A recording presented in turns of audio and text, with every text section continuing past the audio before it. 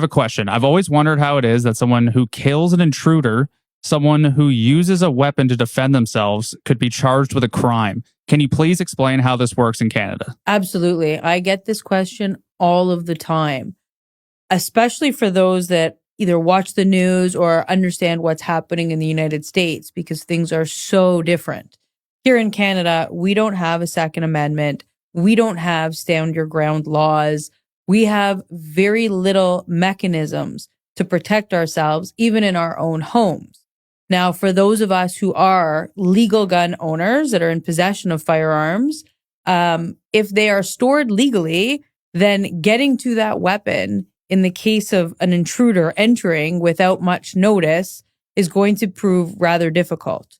However, if you are able to get to a weapon and use that weapon to defend yourself from an intruder, and if that defense has lethal consequences for the intruder, you can still be charged.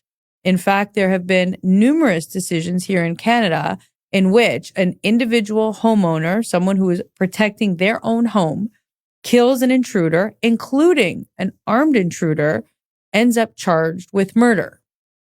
Self-defense, as a defense to that in Canada, actually occurs at trial. So the person who has successfully defended their home can still be arrested. They may have to go through a bail hearing. Their bail might be denied. They can spend years fighting this case in court. They, of course, have the expense of hiring a lawyer to defend them.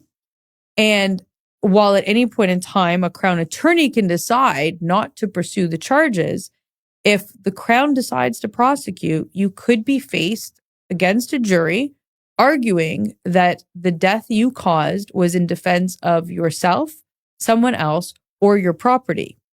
You will also have to establish that the amount of force you used was reasonable in the circumstances.